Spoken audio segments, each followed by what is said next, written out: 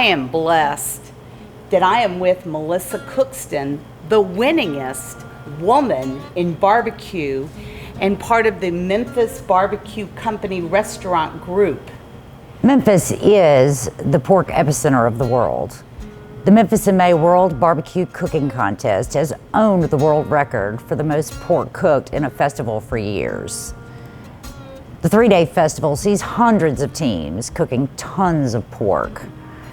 Far from being the only pork in town, the festival is rather a reflection of the love that people in Memphis and surrounding areas have for all things barbecue. Among all the different cuts of barbecue pork loved by the people, ribs stand tallest as the true kings of barbecue. We are so lucky to have great access to USA raised pork inspected by the USDA. When you purchase USDA pork, you know you're buying wholesome, flavorful pork that passes the most stringent standards. You can rely on USA pork. So Melissa, if it's okay with you, I'm going to turn over this pork episode to you and tell us everything you know about how to cook a great pork rib. Thank you, Liz. Okay. Okay, first I'd like to introduce you to my head pit master, Chris Threet. All right, there are several cuts of ribs available. Baby back is a marketing term for loin back ribs. They are called this because they are cut near the loin at the top of the hog. Loin back ribs are leaner than spares and have a more delicate flavor. A boneless pork loin is cut out from next to the loin back ribs. In fact, a loin back rib has some strips of loin on the rib, which is where it gets the amazing piece of cross grain that picks up flavor so well. That's my favorite part. Spare ribs are cut from lower on the hog near the belly. A full spare rib will contain pieces of the sternum. A St. Louis cut spare rib has this area trimmed off. St. Louis ribs are commonly used because they cook more evenly than full spare ribs. Memphis is also known for dry ribs. This is not a different type of rib, but rather a style of serving them. Dry ribs are seasoned and cooked, then sprinkled again with a dry spice blend before serving. The dry rub adds not only flavor, but a texture component. Memphis dry rubs typically have a coarser texture than many seasonings. We prefer granulated spices, coarse pepper, etc., to help with the textural component. Wet ribs are ribs that are glazed with barbecue sauce right before serving. Muddy style ribs are a combination of the two and most flavorful. At my restaurant, we serve both types of ribs, but 3-to-1 sales are loin backs over spares. That's a Memphis phenomenon. Most of the U.S. prefers spare ribs. Barbecue rubs are simply seasoning blends that add flavor to your ribs while cooking. They can also be used for sprinkling on after cooking for additional flavor or as the main flavor component of your sauce. Most American barbecue rubs are a combination of salt, sugar, and different spices. White sugar is rarely used as opposed to brown or turbinado sugar, as these don't readily blacken and burn as much as white sugar does. In other words, they have a higher caramelization point. Preparing ribs. When you are selecting your meats, you really need to examine the ribs for marbling, color, and uniformity. Uniformity is extremely important in food service. You don't want one guest getting a large looking portion and the next one getting a smaller one. Each rib has a membrane on the back. It is thicker on the loin back ribs, and we always remove it.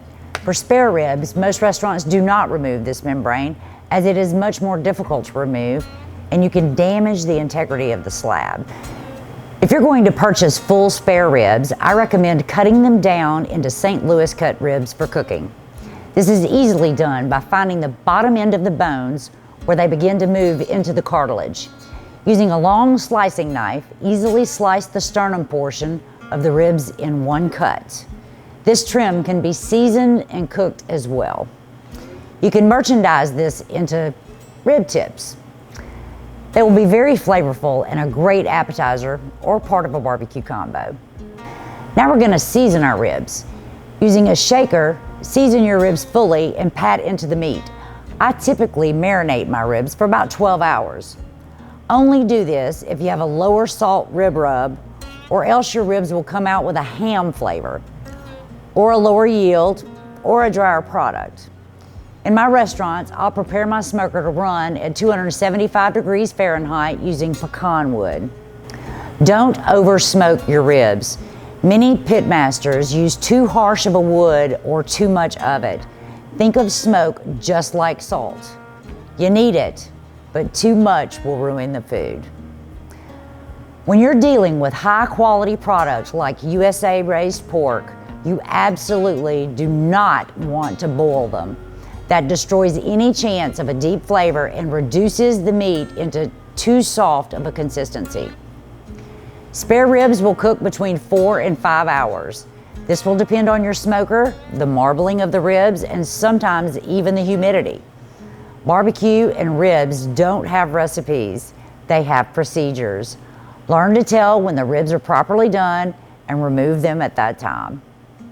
Visually look for the ribs to pull back from the ends of the bones around 1/3 of an inch to 1/2 of an inch. I take 2 bones in the middle and slightly push them away from each other, testing how tight they are. You absolutely do not want to overcook ribs. You will lose product and yield by overcooking them. Falling off the bone is definitely overcooked. The best way to hold ribs for service is to wrap them in aluminum foil. Then hold in a hot box above 140 degrees Fahrenheit.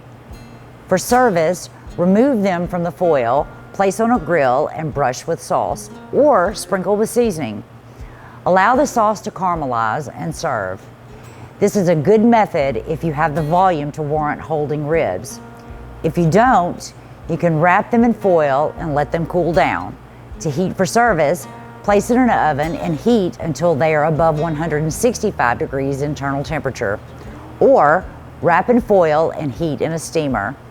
Then place on a grill and finish saucing for service. Okay, now you can see this beautiful sheen that these ribs have now. The sauce is set, so you can see there's not any sauce running off the top of the rib. Good luck with your experience in barbecue. It is wonderful for me. It's created a lifetime of memories for me. And USA Pork is what I create my living doing, and I can't say enough great things about pork. And it is up to you how you treat it, because I'm telling you, it'll treat you well.